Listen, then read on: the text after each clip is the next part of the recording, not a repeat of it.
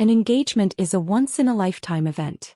Funerals, they can wait, my cousin sneered as she brushed past me the night before. Her words cut through me like glass. And the worst part? She wasn't the only one who thought it. Hi everyone, my name is Alara Monroe. And on the day I buried my husband, the man who held me when storms ripped through my life, my entire family was at my sister's engagement party instead. Not one parent. Not my best friend. Not a single sibling.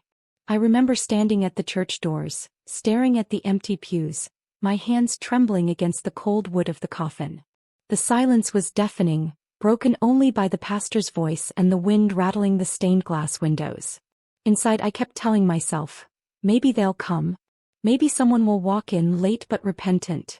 But each minute passed like a cruel reminder that I was alone, utterly, deliberately abandoned. As the casket was lowered, the earth swallowing the last piece of him, I gripped the folded funeral program until it tore in my hand. Tears blurred my vision, but my body wouldn't let me sob. I had to stand tall because no one else would stand with me. That's when my phone lit up. One message glowing against the dark screen. We need to talk. Now. Then, 36 missed calls. Her timing was brutal. Her absence was louder than thunder. In that moment something inside me shifted. Grief and betrayal fused together, sparking something cold, sharp, and unyielding. I looked at the hole in the ground, then at the phone in my hand. A cruel irony wrapped itself around me like smoke. While I buried love, they celebrated champagne and diamonds. And as the dirt began to cover the casket, I whispered one silent vow into the chilled air. They chose their side. And soon they would know what it meant to lose everything they took for granted. I didn't answer those calls. Not a single one. My phone buzzed and trembled in my palm like it was possessed, the vibration echoing against the emptiness of the graveside. I slipped it into my purse and let it suffocate in silence. The burial ended with polite condolences from strangers, neighbors, a few co-workers of his, faces I barely recognized. They offered me hollow words, touched my shoulder lightly, then slipped away to their cars. No family. No familiar warmth. Just shadows leaving me behind. When the last shovel of dirt hit the grave, I stood frozen. My legs wanted to collapse, but my heart had already done that hours ago. That's when the truth struck me like lightning. I had no one. At least not in the family that claimed to love me. I walked to my car, the world around me blurry with grief and disbelief. The laughter from across town at the engagement party seemed to seep into my bones like poison. I could almost hear my sister's giggle, my mother's proud voice, my father's toast. They hadn't just skipped my husband's funeral. They had chosen her celebration over my devastation. As I sat in the driver's seat, I finally unlocked my phone. The messages stared back at me. We need to talk. Now. Call me immediately. This isn't what you think. Pick up. Then one from my best friend. Sorry, Alara. I couldn't miss it. You understand, right? Understand? My chest burned. How could I understand that the people who should have held me upright on the darkest day of my life were clinking glasses under fairy lights instead? I leaned back against the headrest, staring up at the gray sky. The weight of betrayal pressed against me harder than grief. And beneath it all, a quiet rage began to bloom. I whispered into the silence of the car, more to myself than anyone, if this ever happened to you, say same in the comments. Because deep down, I knew I wasn't the only one who'd been abandoned when it mattered most. But unlike others, I wasn't going to let it end there. No. I would let the silence grow. Let them panic at my unanswered calls. Let them sweat in their fine dresses and tuxedos, wondering why I hadn't picked up. I wouldn't chase them. Instead I would wait. And when they came crawling to me because they would, I'd be ready with something colder than grief. A plan. The next morning my doorbell rang. Not once. Not twice. But over and over until the sound carved itself into my skull. When I opened it, there she was, my mother. Dressed in the same silk dress she'd worn to my sister's engagement party. I could still smell perfume, champagne, and celebration clinging to her skin. Her hair was pinned perfectly as if grief hadn't touched her at all. Alara, we need to talk, she said, voice clipped, rehearsed, almost businesslike. I didn't move. I just stared at her, my hand gripping the edge of the door like it was the only thing holding me upright. You missed his funeral, I whispered. My voice cracked. She blinked, annoyed. Sweetheart, it was unfortunate timing. Your sister's engagement was important. A once-in-a-lifetime event. You'll understand one day. I let out a bitter laugh, low and sharp. Important? You're telling me champagne and cake outweighed burying the man who treated me better than this entire family ever has. Her face hardened. Don't be dramatic. Life moves forward. Dwelling on death won't change anything. My heart sank. The woman who gave me life couldn't even look me in the eye as she dismissed my loss. And yet, behind her words I saw something else. Not guilt, but fear. Then she said it. The line that made my grief twist into something more dangerous. Alara, listen carefully. We need to settle some matters now that he's gone. You have responsibilities and frankly, certain assets shouldn't be left in your hands alone. Her eyes flicked past me, scanning the hallway of my house. She wasn't here for me. She wasn't here for him. She was here for what was left behind. My nails dug into the wood of the door. The silence between us stretched like a wire pulled too tight. Finally, I stepped back and opened the door wider. Come in, Mom, I said, voice steady now. Let's talk. She exhaled in relief, mistaking my calm for surrender. But inside I was already miles ahead. Because if she thought I was going to roll over, to let them take from me after abandoning me, then she didn't know the daughter she had created. This was no longer about grief. It was about payback. The living room still smelled faintly of lilies from the funeral arrangements, their petals already beginning to curl. My mother sat on the edge of the sofa, her dress rustling as she crossed her legs, acting as though this were a business meeting. Alara, she began, her tone clipped. You're young. You don't understand how the world works. Your husband, God rest his soul, he left behind assets. The house, the savings, even his company shares. It isn't wise for you to handle all that alone. Your father, and I think it's best if everything is redistributed. The word slammed into me. Redistributed. I stared at her, watching her sip the glass of water I had offered, like she was entitled to every drop in my house. Redistributed to who? I asked, though I already knew. To your sister, of course. She's starting her new life with her fiancé. She'll need support. And well, you'll be fine. You're strong. Strong. That word had always been their excuse. Strong meant I didn't need care, didn't deserve compassion. Strong meant they could strip me bare and I'd stand smiling. But not this time. I leaned back in my chair, eyes never leaving her face. So you skipped my husband's funeral to toast her engagement. And now you've come here to ask for his legacy too. She shifted uncomfortably, but her chin lifted in defiance. Don't twist this. It's family duty. Your sister deserves the best. Don't be selfish, Alara. Selfish. Another knife. My fingers curled against the armrest, but my voice stayed calm. Almost too calm. You think I'm selfish because I won't hand over what my husband built with his own hands? You think grief makes me weak? Her eyes narrowed. She thought she had me cornered. She mistook my stillness for hesitation. But inside me, something cold was crystallizing. Their betrayal at the funeral had already severed something fragile inside me. And now, her greed was hammering the final nail into the coffin of whatever bond remained between us. I rose from my seat slowly, every movement deliberate. I'll think about it, I said, my tone polite, even warm. Her face brightened instantly, relief washing over her. She touched my arm lightly as she stood.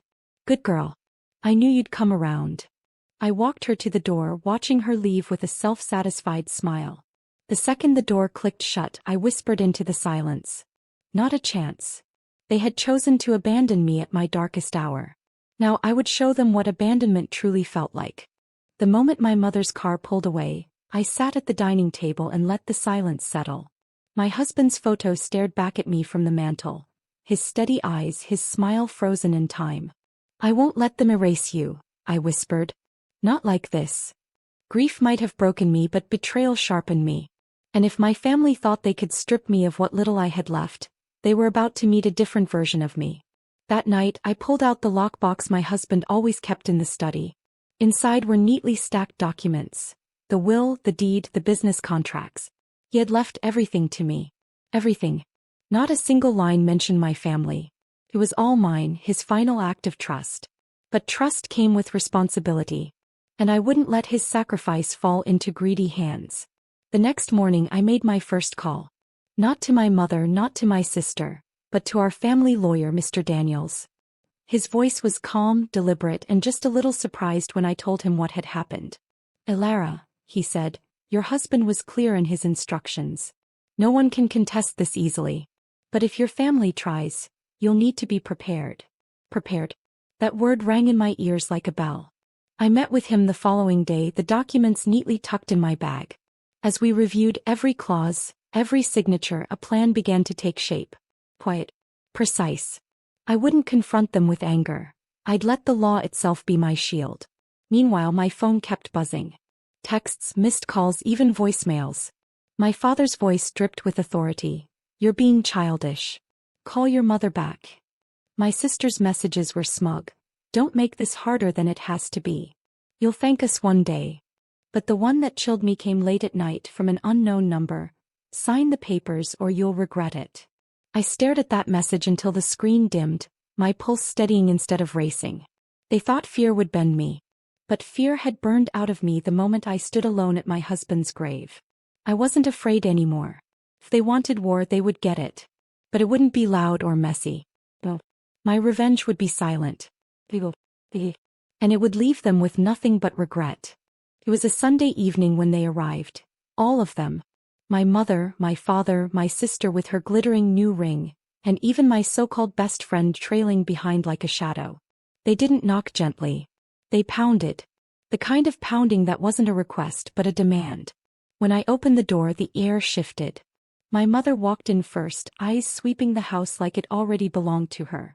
My father followed, his jaw clenched, his presence heavy. My sister smiled, a sharp, satisfied smile, and sat down without invitation. Elara, my father began, this has gone far enough. You've ignored our calls, our messages. You're acting irrational. We're here to settle this now. I stood near the window, the fading light casting shadows across the room. Settle what? My voice was steady, almost casual. The assets, my mother snapped. Your sister deserves her share. She's starting her life.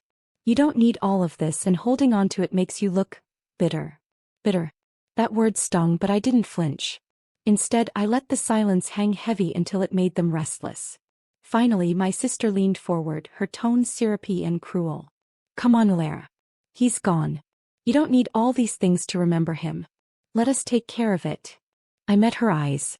You want me to give up everything my husband built? Everything he trusted me with? She smirked. You make it sound ugly. We just want what's fair. Fair.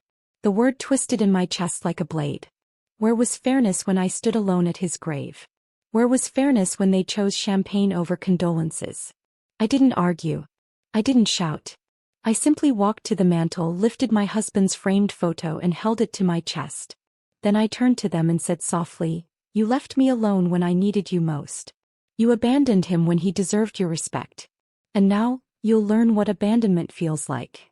Their faces shifted, confusion, then irritation, then something almost like fear. But I didn't give them answers. Not yet. Instead, I opened the door wide and gestured toward it. Leave. No. The next time we talk, it won't be here. It'll be in a place where truth is written in ink and sealed with law. My father's voice thundered, don't test us, Elara. I met his stare, my grip tightening on the photo. I already have. They left in silence, slamming the door behind them. And in that silence I allowed myself the faintest smile. Because what they didn't know was that every document had already been fortified. Every move of theirs had already been anticipated. They thought they were circling me. But in reality I had already built the cage. The letter went out the next morning. Thick cream paper, embossed with the seal of Mr. Daniels' law office. One copy to my parents, one to my sister, one even to my so-called best friend, whose betrayal still stung like salt in an open wound.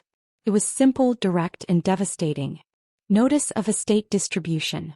Every line of my husband's will laid bare. The house, the savings, the shares, all left solely to me. His explicit words were crystal clear. Impossible to contest without exposing themselves as greedy opportunists. By noon the storm began. My phone buzzed endlessly, furious messages, desperate voicemails. My father's voice was thick with rage. How dare you humiliate this family with lawyers? We could have handled this privately. My mother wept into the phone, her tears as performative as ever. You don't understand what you're doing, Alara. You're tearing us apart. And my sister, oh, her words were poison wrapped in sugar. You'll regret this. When you have no one left, don't come crawling back. Enjoy your empty house. I listened to each message in silence. Not replying. Not defending. Just letting their desperation echo back at them like a mirror. By midweek things escalated. My mother showed up at the lawyer's office, causing a scene so loud the secretary later described it to me in hushed tones like a scandal. My father tried to intimidate Mr. Daniels with threats of family honor. My sister flaunted her fiancé's family wealth as if it could tip the scales of justice. But it didn't matter. Every time they lunged, they collided with the unshakable truth of the will. My husband had given me everything. Legally. Permanently.